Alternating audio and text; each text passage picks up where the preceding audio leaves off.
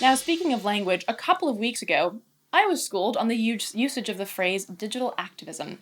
The woman who did the schooling is indeed a teacher, a scholar, an author, and an expert on hacking and politics, Gabriella Coleman.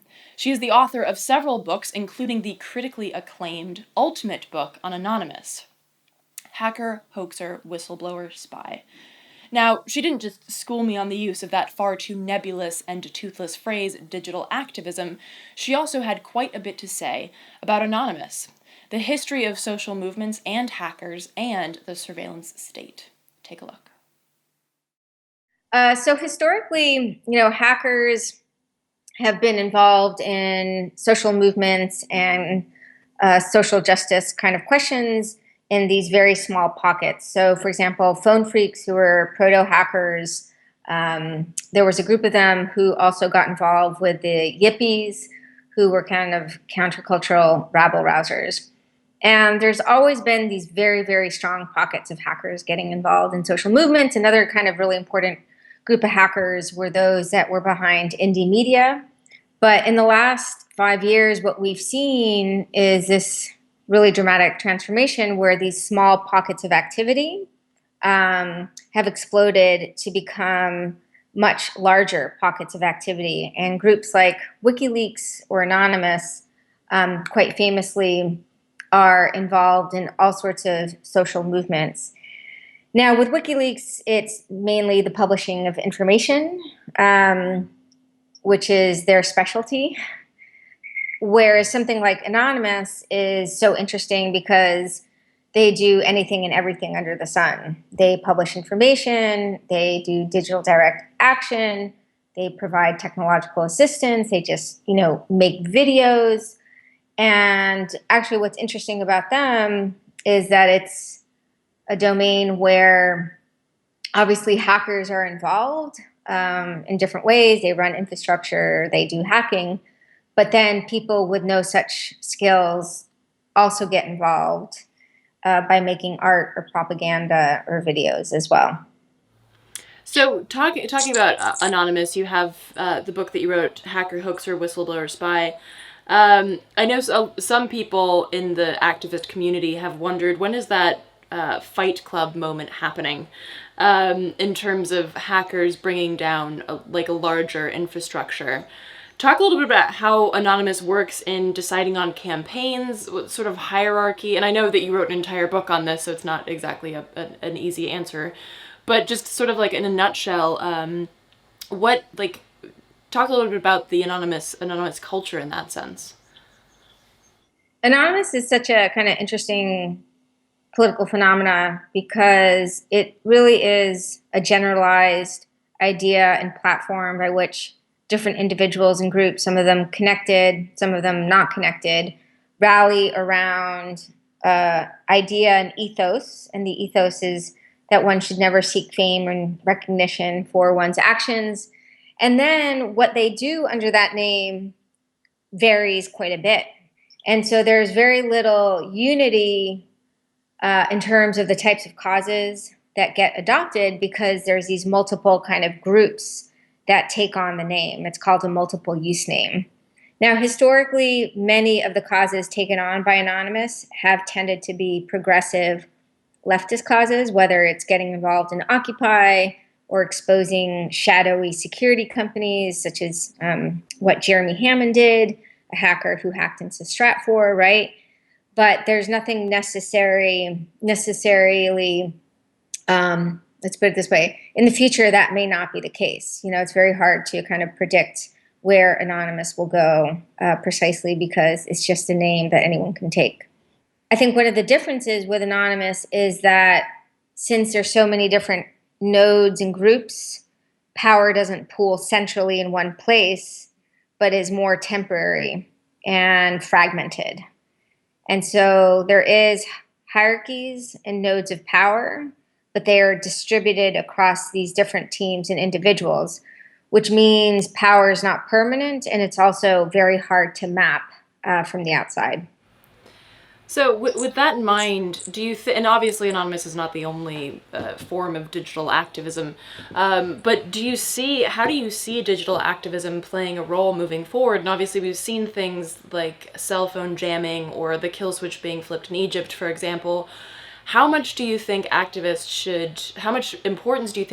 should place on this sort of digital activism and hacking? How important is that right now compared to good old fashioned, taking to the streets?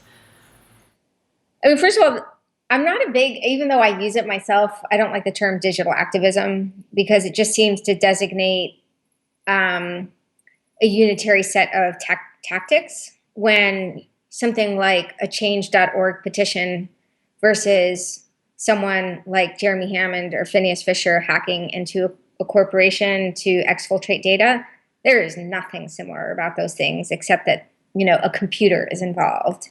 And so in some ways, I'd like to start a discussion about this issue by saying digital activism is not a very helpful term because it just means too many different things.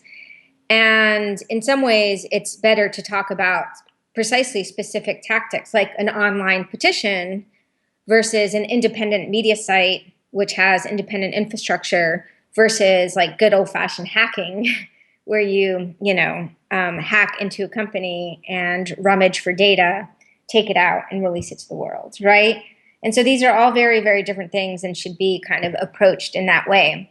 Now, no social movement today is going to get off the ground without turning to, let's just say, social media, right? That's a really, really important platform to get the word out, to get people excited, to circulate information. And having like a strategy for social media, I think matters, right? And people need to think about that. But if you're also waging a campaign that is simply on social media, that will often fail as well if you don't have an offline component. Now, with the exception of computer hacking, right? You don't need to get on the streets. That would be a terrible idea, actually. You want to stay online, you want to be that ghost in that shadow. And you want maybe an army of people relaying what you found on social media as well. And sort of in that same vein, because we've seen that, different tactics in the digital realm have been very effective all over the world. Of course, there's this crackdown from government forces, whether that be trying to push through SOPA and PIPA or net neutrality or something like that. So, how do you see moving forward? How do you see these different tactics working around this sort of legislation and also tying that into technological literacy? Like, if these things are cracked down upon to such an extent, how are activists coming up going to be able to learn how to use these tools on a larger scale? Well, one of the important things about the history of Anonymous is that they provide some valuable lessons about what to do and what not to do. And many people got arrested in 2011 and 2012 because both hacking and DDoSing, which are pretty different, are heavily criminalized. But one of the interesting things is we're actually not seeing many arrests anymore. And although the level of activity is not as prolific as it was, there's still quite a bit of activity. And I think that a lot of activists who work in this realm have gotten much smarter about protecting their tracks or doing activity outside of the country from which they reside.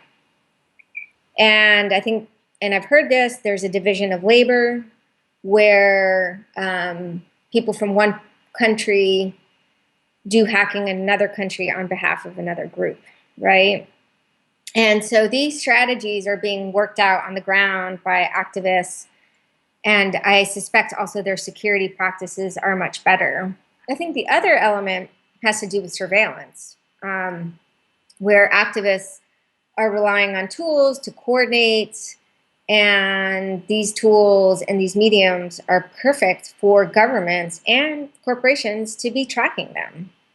And this is a problem. And basically, I see two solutions. You rely on these tools for information that you're comfortable sharing from the get-go, and it doesn't matter if you're being surveilled, right? And then otherwise, what I think might happen is that some activists, and already we do see this with some activists and journalists and human rights kind of workers, they're relying on tools like Tor, PGP to, provide protective cover. And these are not easy tools to use. But my sense is we're going to get to a point where they'll never be easy to use at the mass scale, but small pockets of activists, lawyers, and journalists are and will use them to provide a measure of protection. Because I And guess this, if you make it too easy to use, then it's just easy. It's basically like just asking to be surveilled in a right. different.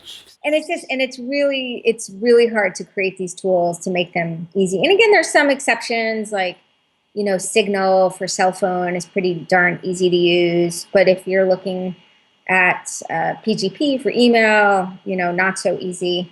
But I think so long as there's strong pockets of activists and related parties using encryption, that's actually progress. That's pretty good. For more information on Gabriella Coleman and her work, check out GabriellaColeman.org.